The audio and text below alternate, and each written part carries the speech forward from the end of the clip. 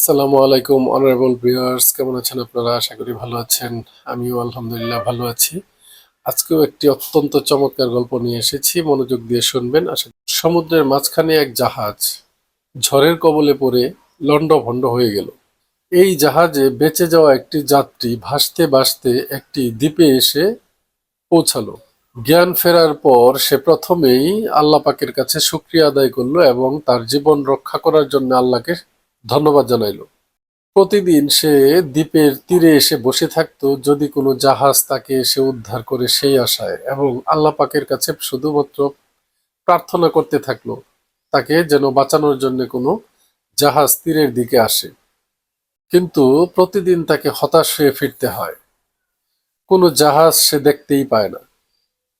এর মধ্যে সে বাঁচার তাগিদে সমুদ্রের তীরে একটি জঙ্গল থেকে গাছ কেটে ডালপালা কেটে একটি ঘর তৈরি করলো সে নিরাপদে থাকার জন্য।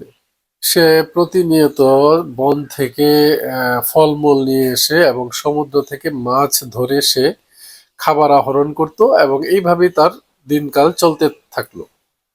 একদিন সে খাবারের খোঁজে জঙ্গলে গেল। জঙ্গল থেকে ফেরার পথে সে দেখলো যে তার যে রান্নাঘরে রান্না করার যে আগুন ছিল, সেই আগুনে তার ঘরটি পুড়ে ছাই হয়ে গেল। সেই আগুনের ধোঁয়ায় চারদিক একেবারে অন্ধকার হয়ে গেল। সেই ধোঁয়া উপর দিকে উঠতে থাকলো।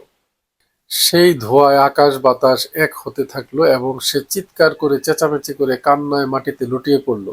সে কাঁদতে কাঁদতে বলতে লাগলো, হে আল্লাহ, তুমি আমাকে শেষ পর্যন্ত আমার যে আশ্রয়টুকু ছিল সেটাও তুমি কেড়ে নিলে, আমার এই ঘরটিও তুমি পুড়িয়ে দিলে, আমার আর কোনো আশ্রয় রইল না। সে রাতের বেলায় গাছের নিচেই আশ্রয় নিল এবং ঘুমিয়ে পড়ল। ভোরবেলা এক জাহাজের শব্দে তার ঘুম ভাঙল।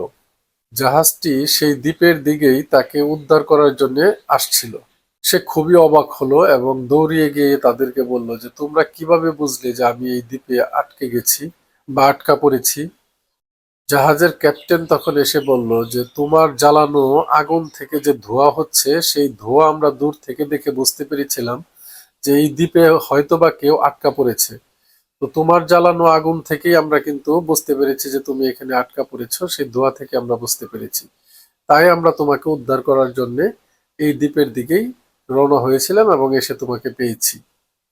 তো দর্শক, এখানে আসলে মোরাল অফ দ্য স্টোরি ছিল যে আমরা অনেক সময় অল্পতেই আল্লাহর প্রতি হতাশ হয়ে যাই, আল্লাহর প্রতি বিশ্বাস হারিয়ে ফেলি।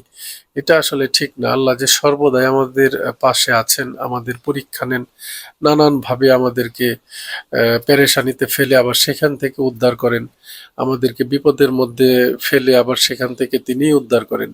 তো এই গল্পের আসলে মোরাল অফ দ্য স্টোরি ছিল এরকমই যে আল্লাহ পাক হয়তো পরীক্ষা স্বরূপ অথবা আমার কোনো ধৈর্যের পরীক্ষা নেওয়ার জন্য হয়তো আমাকে বিপদের মধ্যে ফেলেন, আবার ঠিক আল্লাহ বিপদের হাত বাড়িয়ে দেন, আল্লাহ সেটা আমাদেরকে বিপদ থেকে রক্ষা করেন। তো ধন্যবাদ দর্শক, যদি ভালো লাগে অবশ্যই লাইক কমেন্ট দিতে ভুলবেন না। আসসালামু আলাইকুম।